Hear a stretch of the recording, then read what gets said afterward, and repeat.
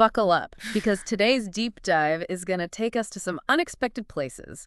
We're about to explore how scientific equations, yeah, like the ones you probably tried to avoid in school, can actually be seen through the lens of Islamic philosophy. It might sound like we're mixing oil and water, but trust me, the connections are there. Absolutely. And to guide us on this journey, we're going to be diving into a text called Ssb.Txt.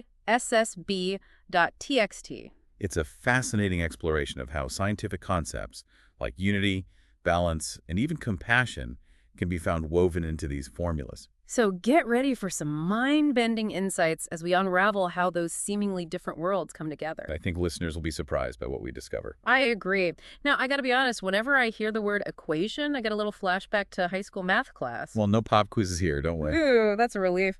But seriously, is there a way to understand these equations without needing a PhD in physics? There is. Think of it like baking a cake. You have your recipe, that's your H, the guiding principle, and then there are the ingredients, your B, all those different components that make each cake unique. You mix them together following those instructions, and you get T, the delicious, complex outcome, the cake itself. Okay, I'm following so far. But how does cake relate to the universe? That's where things get really interesting. Apply that same idea to the universe. So the universe is the cake. You got it. T could be a galaxy, H could be the laws of physics that govern everything, and B could be all the matter and energy swirling around. So the equation is a way to show how something complex, like a galaxy or, well, a cake, comes about from a set of rules interacting with all these dynamic, changing parts. Exactly, and here's the really cool part. This idea actually mirrors the Islamic concept of Tawhid, the oneness of Allah. Oh, I see where you're going with this. Just like the recipe guides the cake-making process, Tawhid suggests that Allah's unity underlies the incredible diversity we see in all of creation. You got it. And this source material, Ssb.Txt, dives even deeper, offering specific examples of how this equation could play out in different scientific fields. Take cosmology, for instance. Cosmology. So we're talking about, like, the whole universe. That seems a little ambitious to try to fit into an equation. It might seem that way, but the text suggests that even the universe's beginning can be viewed through this lens. They propose that the cosmic microwave background radiation, think of it as the faint afterglow of the Big Bang, could be represented by T. Okay, so the afterglow is like the final product, the cake in this cosmic equation. But what are the recipe and ingredients for something as massive as the universe? Well, B, those ingredients, would be the quantum fluctuations in the early universe, those tiny random changes that were constantly happening. And H, the recipe, would be? The laws of physics, the rules that guided how those fluctuations played out. Wow, so even the birth of the universe, the Big Bang itself, can be seen as this interaction between a unifying principle and all those dynamic elements. That's pretty amazing. It is. And the text goes on to explain how that same equation, THMB, might also apply to something as complex as our own genes. Wait, our genes? I'm having trouble picturing that. Genes seem so specific, so intricate. Let's break it down. Imagine T representing gene expression, the process that activates our genes to create proteins. Okay. And what about H? H would be like the non-coding DNA, those sections of our genetic code that don't actually make proteins, but act as a kind of control panel. So the non-coding DNA is like the recipe, setting the guidelines for how the genes express themselves. Precisely. And B, in this case, would be all those epigenetic factors, the things that influence how those genes are expressed. Epigenetic factors, things like our environment or lifestyle. Exactly. Think about things like diet, stress levels, or even exposure to pollution, all those things that can actually turn genes on or off. So our genes have this built-in blueprint, H, but how they express themselves is constantly being shaped by outside forces, B, resulting in the unique individual T. That's pretty incredible. It is. And you know what? This equation, THUB, can even be applied to something as intangible as our own thoughts. Our thoughts? Really? I mean, how can a mathematical formula explain something as complex and, let's face it, kind of messy as the way we think? Think of it this way. T represents your thoughts, the final product of how your brain processes information. H would be the structure of your neural networks, those physical pathways in your brain, kind of like the inherent wiring. I see where you're going with this. So B would be? All the sensory input, everything we see, hear, feel, and experience that's constantly bombarding our brains. It's the interaction of those inputs with our neural structure, that B with H, that creates our thoughts, our feelings, and everything that makes up our inner world. That's right. Even our inner world, as unique as it feels, is part of this dance between a guiding principle and those dynamic, ever-changing elements. So it really does seem like this equation is revealing a kind of underlying unity in the universe, doesn't it? It does. But there's another layer to this idea of unity that the text explores, a concept called mizan. Mizan. I'm not familiar with that. What does it mean? Mizan means balance. It's about the equilibrium present in creation, and it adds a whole new dimension to this equation. Think of it like this. Just as the equation Ssb shows us this balance between a guiding principle and dynamic components, Mizan emphasizes the balance that exists throughout creation. It's even reflected in the Quran. Oh, wow. So it's not just a scientific principle, but a spiritual one as well. Exactly. Surah Ar-Rahman, for example, speaks about Allah establishing balance in the heavens. This idea of divinely ordained balance is central to the Islamic worldview. So how does this balance, this mizan, actually show up in the world around us? I mean, I get that it's about keeping things stable, but is there more to it than that? Think about a forest ecosystem. You've got predators and prey, all those plants and animals, all interconnected in this delicate web of relationships. That's Mizan in action. So it's not just about things staying the same, it's more about how those relationships create some kind of harmony even as things change and adapt. You got it. Mizan isn't about things being static or unchanging. It's about dynamic equilibrium, a constant adjustment that maintains harmony. You see this kind of balance everywhere in nature, like the delicate balance of gases in our atmosphere or the way our bodies regulate temperature and blood pressure. Right, it's like this constant dance between opposing forces, but somehow it all works together. Exactly. And the interesting thing is that the source material uses wave equations to illustrate how this balance is maintained. Wave equations. Oh, is this where I need my calculator? No need to get bogged down in the math. The key takeaway is that these wave equations describe how systems can stay balanced even when they're being acted on by outside forces. Okay, I think I see how that relates to Mizan. It's like a wave, it keeps its form even though it's constantly being pushed and pulled by the wind and currents. Exactly. The wave is always adapting to those influences, but still maintains its essential form. That's Mizan in action. And this idea applies to all sorts of systems, from the grand scale of the universe down to the tiny, intricate workings of our own bodies.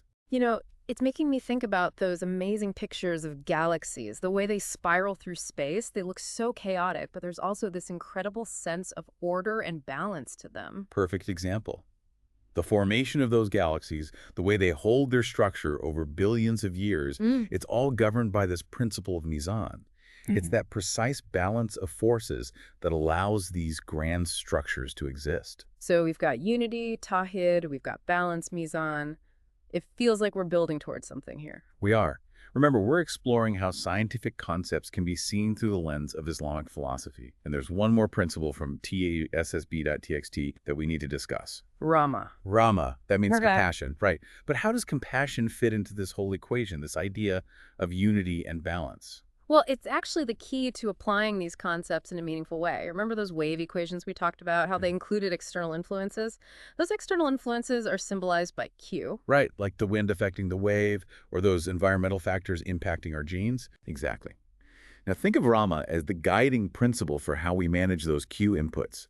It's about understanding how our actions, as individuals and as a society, can impact the delicate balance of the systems around us. So Rama is like a call to action. It's about realizing that we have a responsibility for how we impact the world around us. Precisely. It's about using our knowledge and our technology wisely, in a way that promotes balance and harmony, not just for ourselves, but for all creation. It's about recognizing our interconnectedness and acting with compassion. It's almost like a reminder that we're not separate from nature, but actually a part of it, and that our actions have consequences. You got it. This source material really emphasizes the ethical implications of scientific knowledge. And it reminds us that Rama, this compassion, should be the driving force in how we apply that knowledge. Think of it like we've got these three principles: Tawhid, Mizan, and Rama: unity, balance, and compassion. It's pretty mind-blowing how they can be connected to a scientific equation. But I'm also wondering, how can we actually put these ideas into practice, like in our own lives? That's a great question. It's one thing to, understand these concepts intellectually, but how do we actually live them? Let's start with Tawhid unity. How would that show up in, say, our everyday interactions? Think about it this way. Instead of seeing yourself as separate from others, Remember that we're all interconnected. Recognizing that connection, it's like taking a step towards actually embodying Tawhid. Exactly. Acknowledging that we're all part of this larger whole, a community, a society, even the whole ecosystem of our planet. It really makes you realize that, what you do has an impact not just on yourself, but on everyone and everything around you. And that's a key insight. Because when you start to see yourself as part of a unified whole, it naturally leads to more empathy, a greater sense of responsibility. Your choices have these ripple effects that extend way beyond your immediate world. So, like, being mindful of how much you consume, making an effort to be kind to people, even when you're having a rough day, those become more than just personal choices. They're part of this larger effort towards embodying that unity. That's a great way to put it. And all those everyday actions, when guided by an awareness of Tawhid, can actually contribute to creating a more balanced and harmonious world. Which brings us to Mizan, that principle of balance. We've talked about how it's reflected in nature, but how can I cultivate that balance in my own life? It always feels like there's so much pulling me in different directions. Yeah, I hear you. Life is full of demands, competing priorities. Think of Mizan as finding that sweet spot, that equilibrium between all those forces. So it's not about like trying to get rid of those forces entirely, but finding a way to make them work together. Precisely. Recognizing that you have needs for rest, for work, for connection, for solitude, and finding a way to honor those needs without swinging too far in any one direction. It's that dynamic equilibrium we were talking about earlier. So for example, if I'm always pushing myself to work long hours without breaks, am I disrupting that balance? It's possible. It's really about being mindful of your own limits, finding a rhythm that allows you to truly thrive. And that same principle applies to how we interact with the world around us. So that means things like using resources responsibly, not taking more than I need, being aware of how my choices impact the environment. Those are all examples of Mizan in action. Absolutely. Mizan is about finding that balance between our needs and the needs of the planet, between progress and preservation. And it seems like, Rama, that compassion is really the guiding force for how we approach those choices. Exactly. Remember how we talked about Q, those external inputs that can influence the system? Rama is about recognizing that we are often the Q in other people's lives, in the environment's equation. It's a humbling thought. I am not just a passive observer, but an active participant. And I have the power to choose whether to act with compassion or indifference. That's a powerful way to think about it. Rama encourages us to really consider the impact of our actions on others, and to choose kindness, empathy, and generosity whenever we can. It's like that saying, be the change you wish to see in the world. It is. By embodying these principles, Tawhid, Mizan, and Rama, we become agents of that change. We contribute to creating a world that reflects those divine attributes. This has been such an incredible deep dive. We started with a simple equation and ended up exploring these profound spiritual concepts and how they can inform our lives. I think it's such a powerful reminder that science and spirituality aren't separate. They're really intertwined. I agree. And it really speaks to the richness of Islamic philosophy, which encourages us to seek knowledge and understanding in all aspects of creation. So to all of you listening out there, as you go about your day, think about those three principles: unity, balance, and compassion. How can you embody them in your interactions, in the choices you make, in your relationship with the world around you? Maybe this deep dive has given you a fresh perspective, a new way to see the connections between your own life and the grand scheme of things. Perhaps it sparked a curiosity to explore more about how science and spirituality can illuminate each other, opening up new avenues for understanding the world. Whatever your takeaway, we hope this deep dive has given you something to ponder, something to inspire you on your own unique journey. Thanks for joining us.